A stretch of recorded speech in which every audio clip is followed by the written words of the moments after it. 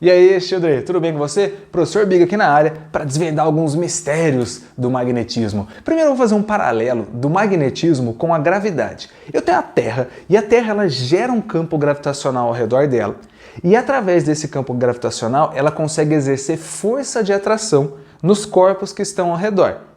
Quando eu pego o magnetismo, eu vou ter um ímã natural que é encontrado aqui como sendo a magnetita, e ao redor desse ímã ele vai gerar também um campo que consegue exercer uma força sobre os corpos que estão ali ao redor. Só que ali, quando você pega a gravidade, a força é sempre de atração. Quando eu pego o magnetismo, ela pode ser de atração, mas ela também pode ser uma força de repulsão. Então a diferença aqui é que eu tenho atração e repulsão. E eu vou ter mais uma diferença também, que a gente sabe que o magnetismo ele não funciona para todos os corpos. Então eu não consigo atrair ou repelir um pedaço de madeira, um pedaço de concreto. Basicamente a gente vai conseguir atrair ou repelir os materiais que têm ferro. Mas isso é só um detalhe que dentro do vestibular ele não vai ser tão cobrado assim de vocês. Agora o que nós vamos fazer? Dentro do vestibular, o ímã ele não vai aparecer dessa forma aqui que eu vou colocar na tela para você, ó. Tá vendo? Isso aqui é o natural. Dentro do vestibular, ele vai aparecer para você possivelmente com duas cores, ou se não, se ele for preto e branco, não interessa. O que interessa é que ele vai dizer o seguinte: um dos lados é o polo norte, outro dos lados é o polo sul. Mas agora vamos entender o que seria esse polo norte e esse polo sul. Quando eu pego um ímã, a diferença dele, microscopicamente falando, para um pedaço de ferro qualquer, está na orientação dos elétrons. Então você sabe que tem lá o elétron, e aí, pelo princípio da exclusão de Linus Pauling, a gente não consegue ter dois corpos no mesmo lugar. Então o que esse elétron ele acaba fazendo? Ele acaba tendo um eixo de orientação. Na verdade é a gente que convenciona isso, né? Ele tem um eixo de orientação, e nós vamos dizer que esse eixo de orientação é quem gera essa capacidade de magnetismo dele. Então, na hora que eu der um zoom, lá para dentro do meu ímã, eu vou enxergar que todos os spins dos elétrons ali, eles estão orientados para o mesmo lugar. Então, todos os spins eles estão orientados para o mesmo lugar. Então, eu fiz um bagulhinho ali, tipo uma setinha, e ele vai ter a cabecinha todas virando para um lado e a bundinha todas virando para o outro. Aí, por convenção, é óbvio, a física é muito boa de formar convenções, nós vamos dizer que todo mundo que está apontando aqui com a cabecinha para cá, ele vai ser o polo norte. Show de bola! E todo mundo que estiver com o pezinho para lá, vai ser para a gente o polo sul. Então isso é só uma convenção. Você não consegue enxergar o elétron, muito menos o spin do elétron. Você não enxerga o elétron, como é que você vai enxergar o spin do elétron? Então é uma convenção. Todo mundo que estiver apontando para cá é polo norte, todo mundo que estiver com o pezinho para lá é polo sul. No vestibular não vai aparecer para você esses spins, só vai aparecer o quê? Polo norte e polo sul. Aí como o ímã ele tem uma capacidade de gerar o campo ao redor dele e um corpo que seja feito de ferro consegue sentir essa atração, olha o que vai acontecer se eu colocar pertinho um ímã e um ferro.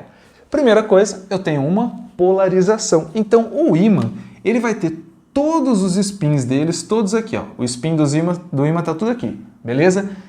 Então o que eu estou enxergando? Se ele está todos apontado para lá, aqui eu vou ter o polo norte. Então esse é o polo norte do meu ímã e esse é o polo sul do meu ímã. Mas, Titi, se eu não lembrar se é direita ou esquerda, tanto faz, é só uma convenção que eu estou fazendo aqui para ficar simples da gente entender. A hora que esse ferro chegar ali perto, ele vai receber essa orientação. Então antes, ó, ele estava todo desorientado. Estava cada um para um lado. Por quê? Porque ele é um ferro. E o ímã? O ímã estava todo mundo orientado porque ele é um ímã, simples assim. Mas a hora que ele chegar aqui perto, ele recebe a orientação do ímã e ele passa a ter um torque magnético. Todos aqueles spins, eles começam a se orientar. Então aqui eu tenho todo mundo desorientado. A hora que eu coloco o ferro perto do ímã, ele fica orientado. Aí eu volto, ele fica desorientado. Eu coloco aqui perto, ele fica tudo orientado de novo. Se ele está agora tudo orientado, esse ferro ele passa a ficar polarizado também. Por que ele fica polarizado? Porque o pezinho dele está aqui, sul, e a cabecinha dele está aqui agora, norte. Então a gente acaba enxergando que aqui eu tenho um sul e um norte, e o ferro com certeza ele vai grudar nesse ímã. Se ele vai grudar nesse ímã é porque ele está sofrendo uma atração. Então eu tenho uma força de atração ali entre eles.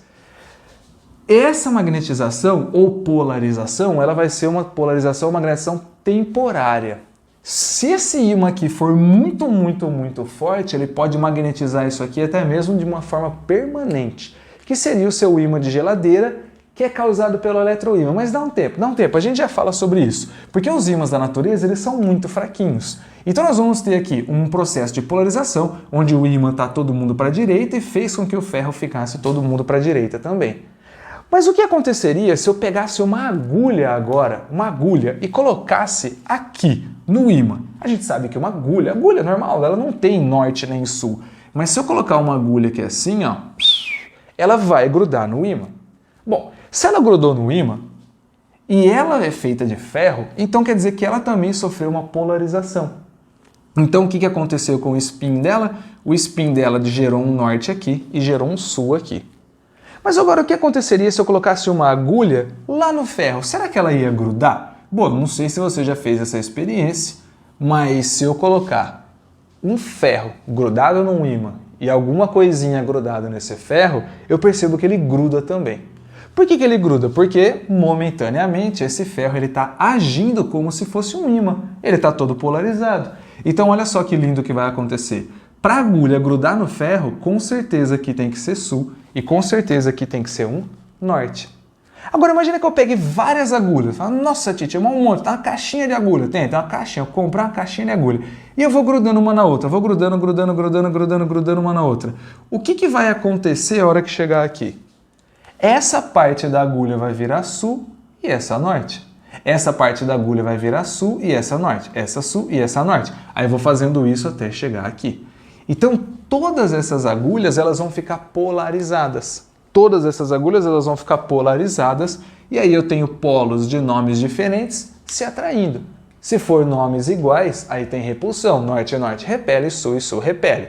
Mas isso daí já é simples, não é? Então eu tenho todas as agulhas aqui, uma funcionando como se fosse um ímã para outra. Daí que o pessoal da física consegue ter umas abstrações e falar assim, nossa, que legal. Então se eu pegar, por exemplo, o bombril, que é lá uma esponja de aço, mas tem ferro também, se eu despedaçar ele assim e jogar, quer dizer que o bombril vai formar uma linha aqui igual a essas agulhas? Sim. Aí o pessoal da física, muito louco, pega e consegue enxergar uma linha aqui. Mas, gente, eu não estou enxergando essa linha. Não, você não está enxergando essa linha. Mas se você jogasse agulhas aqui, ou bombril aqui, ou pó de ferro aqui, eles ficariam todos grudadinhos um em cima do outro, em cima dessa linha imaginária. Igual o Trópico de Capricórnio, Trópico de Câncer, uma linha imaginária. Então a gente vai ter uma linha imaginária que dá a volta saindo do norte e chegando no sul. Legal, legal, legal? Isso aí nós vamos chamar de linhas de indução de campo magnético.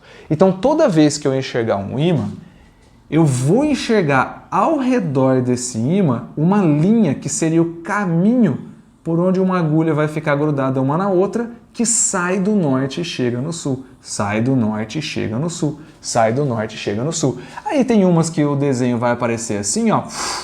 Quer dizer que não coube no papel de tão gigante que ela é, mas ela sai do norte e chega no sul da mesma forma. Aí você fala, mas é importante saber isso? Nossa senhora, isso é uma das coisas mais importantes na hora da gente desenhar. Porque o cara vai falar assim para você, ó, eu tenho uma bússola e a minha bússola, ela se orienta, oriente é para lá, então ela aponta para algum lugar. Ou senão, ela te norteia, ela aponta para o norte.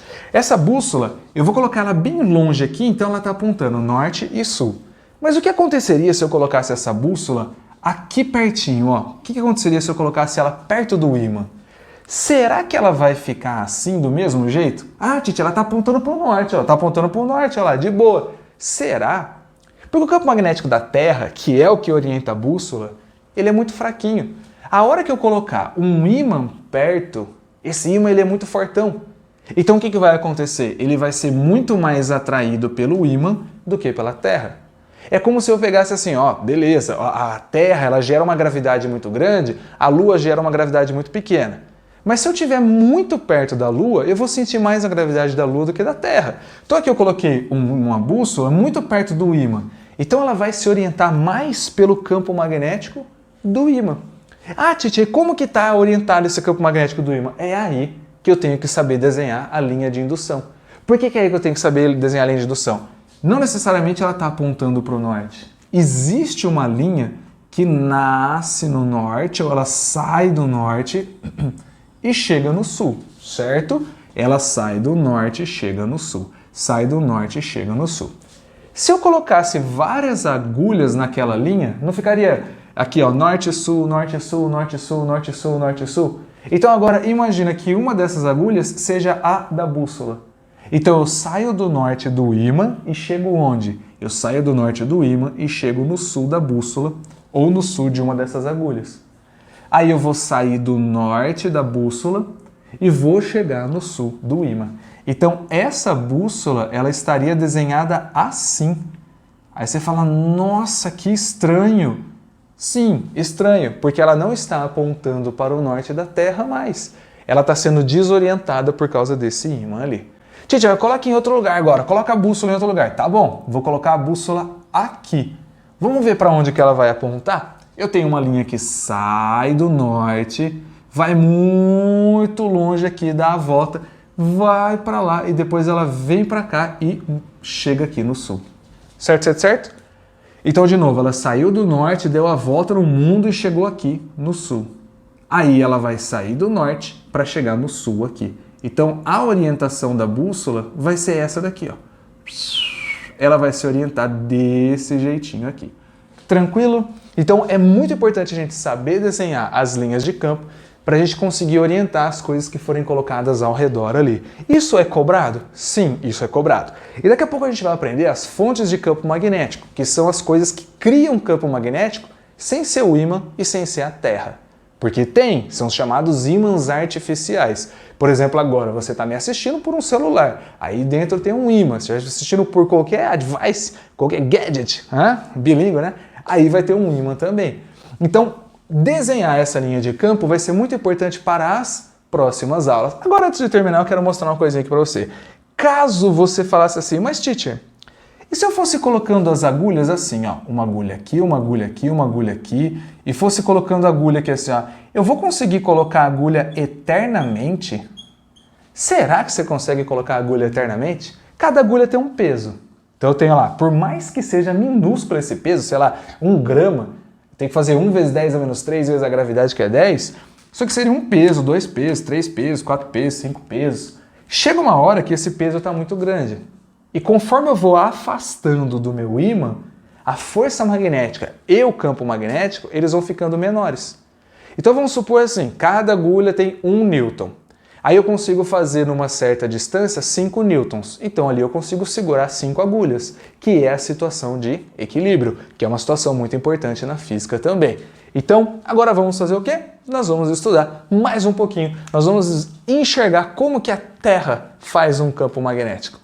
Dentro do planeta Terra a gente tem um magma, a gente tem aquela lava que sai de dentro do vulcão. Basicamente a gente tem ferro lá dentro e ele está numa pressão, numa temperatura tão alta que esse ferro ele fica não no estado sólido, mas ele fica no estado líquido e também no estado gasoso. O que acontece lá das correntes de convecção, que a gente aprende quando a gente estuda a termologia, é que entre um líquido ou um gás frio e um quente, o frio ele é mais denso, ele desce. E o quente, que é menos denso, ele acaba subindo. Então, no centro da Terra, a gente tem um movimento de ferro que está girando ali dentro. Como esse movimento do ferro está girando ali dentro, o ferro tem cargas elétricas. A carga elétrica girando significa carga elétrica orientada. E toda vez que eu tenho uma carga elétrica orientada, a gente acabou de ver que a gente tem um ímã. Um ímã significa cargas elétricas orientadas. Orientação de cargas elétricas vai gerar então um ímã gigantesco ou o campo magnético terrestre. Então todas aquelas cargas que estão no centro da Terra se movimentando, elas conseguem funcionar como se fosse aqui dentro um ímã. Então aqui no centro da Terra eu poderia imaginar, imaginar que tem um ímã gigante ali dentro. E esse ímã gigante ele funciona da seguinte maneira. A gente acabou de aprender que as linhas saem do norte e elas chegam no sul. A minha bússola, aquela mesma bússola que estava ali, eu coloquei aqui agora. Ela está apontando para cima porque ela está apontando aqui para o nosso norte geográfico. Se a linha sai do norte e chega no sul, então quer dizer que a linha que chega no sul da bússola saiu de onde? Exatamente, saiu daqui de baixo, que é o norte. Aí ela vai chegar no sul da bússola. Depois ela vai fazer o quê? Sai do norte da bússola e chega no sul do ímã. Aí você fala, ué, mas espera, tem alguma coisa estranha então, isso daí está trocado? Sim, ele está trocado. Onde a gente tem o norte geográfico, a gente vai ter o sul magnético. Então sim, é trocado. E onde eu tenho o sul geográfico, eu vou ter o norte magnético. Simplesmente assim. Por quê? Por causa desse funcionamento da linha, por causa dessas convenções que a gente tem de sair do norte e chegar no sul. Agora que a gente está falando de eletroímãs, eu vou deixar para vocês aí um vídeo rapidinho, um pedacinho aqui, para vocês verem o Iberê do nosso Manual do Mundo, mostrando como que faz um eletroímã, que não é um ímã da natureza, é um ímã que eu consigo através de corrente elétrica. Vai lá!